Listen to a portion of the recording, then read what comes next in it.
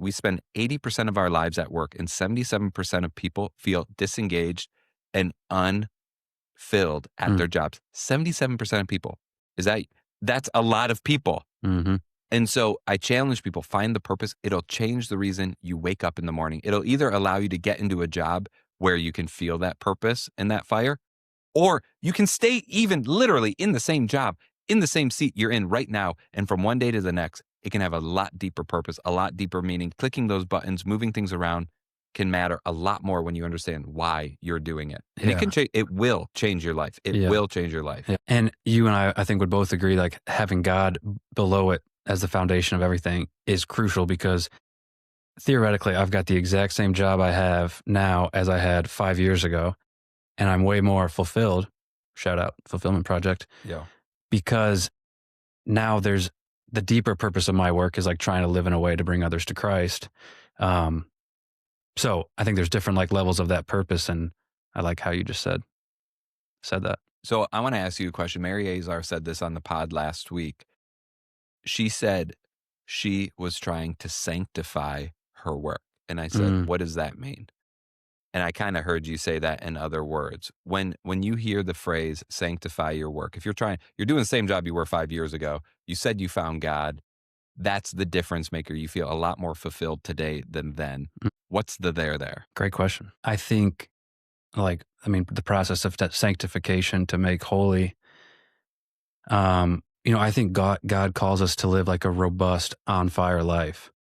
And so if the root is holy, so are the branches. So if I am walking with the Spirit, then when I go and I have lunch with a guy up in Saginaw, Michigan, and he sees me, pray before a meal, that opens up a conversation to the stuff that really matters. And one thing I'm just kind of coming to now is, I think it was St. Francis de Sales said that basically you can glorify God by doing whatever you're doing as well as you can do it. It's like making your bed instead of just throwing the sheet on, steam the sheets. That might be extreme, but but at least make the bed. Yeah. And do it with love and intention. Yeah, exactly. And not resentment. And that's what I was getting at a minute ago about sitting in the same seat, but having such a deeper sense of purpose. We can do the dishes. We can make the bed with two different mindsets. One is one begrudgingly, I got to do this task, this and that. Or one is, I get to do this task. I'm grateful for this bed. I'm grateful for these dishes. I'm grateful for the meal that was on this. I'm grateful for the person that prepared it. I'm grateful I got to sit around the table while my son threw food all over the ground that I now get to clean up. I'm so grateful to have that son who brings so much joy to my life. Yeah, like Mother Teresa saying, I think it was Mother Teresa, you don't do the dishes because you have to. You do the dishes because you love the person that's going to be using them next. I love that quote. What does it mean to be holy to you?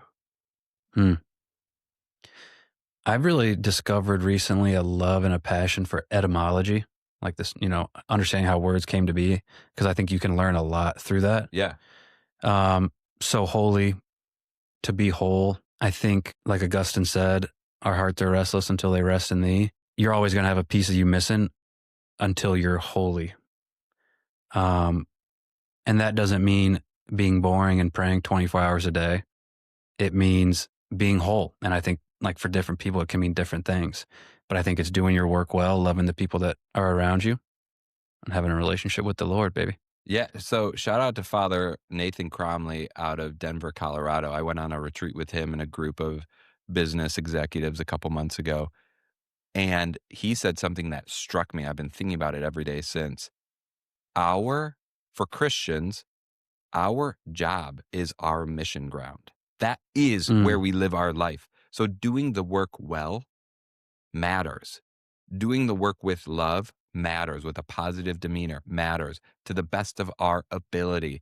Not quiet quitting, not doing the least amount possible to get by, but thriving, looking people in the eyes, intuiting their needs, not only meeting their needs, but exceeding what they expect. And to me, it feels like an absolute hack to the system, because that type of person that lives that way is naturally going to be more successful. Absolutely. Like the side effect, the fruit you just said a second ago, I love that phrase. If the root is holy, the branches are holy. Like when you live with positive intention, everything that grows out of that is positive and Mhm. good.